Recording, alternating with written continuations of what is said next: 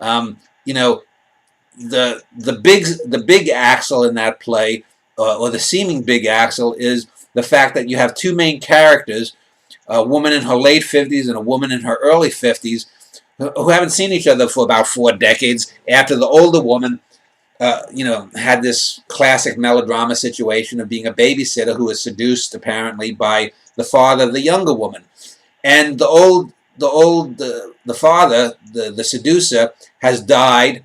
The play opens with the younger woman just leaving the hospital with her husband, waiting to get out of the hospital parking lot. It's a scene that I look to La Notte by Antonioni, by and and but yet it's not really just about the inevitable confrontation. She has my character, the character based on me, the Danny Wagner character, is a former lover of hers.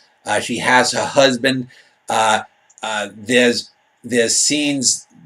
It's not only about the affair, but it's about the relationship of the two women. It's about the relationship of this woman with this Danny Wagner character, who she rejected years ago and married a safe guy, a nice guy, a guy who owns his own business, who apparently loves her and supports her.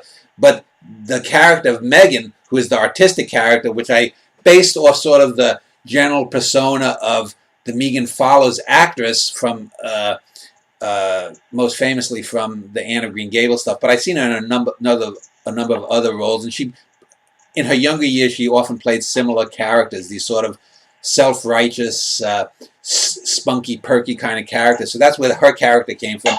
And then the character of Valerie Vivello is sort of an older, sluttier version of the Valerie Bertinelli character's persona from some of her stuff from the 80s as well. But it's not, the play really isn't about infidelity. And the whole trilogy, which I call the Infidelity Trilogy, there are instances of infidelity, but they are not the main spoke. But they are the de facto main spoke that's going to, I think, draw people who would watch this or read this to read it or watch it. Axel, not spoke. Oh, Axel, yeah. As you were speaking about this, I pulled up some of these analyses of, what is his name, Shin Jang Jong. Yeah. And I wanted to speak a little bit of some of his points in service to the play. Well, you can also, if you have time too, if you want to talk about some of the poems he analyzes, we can do that too. We didn't do that last time, but one of the points he makes though about the Megan character that I disagreed with was that she's a Joey. And she's not a Joey in the least. She doesn't have all the angst of an artist, but none of the talent. She may have had talent, and she seems to live a generally well-mannered kind of life. She doesn't feel the angst that Joey would have. So speaking about that element, I think you pointed that out as well to him. Yeah, I did. I put it in the comments. Although it's a very thoughtful analysis through and through, he also misinterprets the title without giving all the multitude of meanings that it deserves. Well, yeah, but he's also 20 years old, and for a 20-year-old kid living in Singapore, boy, he has quite an impressive knowledge of English language writers and film and drama and whatnot. So I'll say that. Yeah, as Woody Allen defines, or has the character she's not self-defined. I think it's the Diane Keaton character that defines her sister as having, all the angst of an artist, but none of the talent. Megan is able to make a living from her art. She's married the safe guy who runs his own business. She doesn't have any financial worries, so to speak of.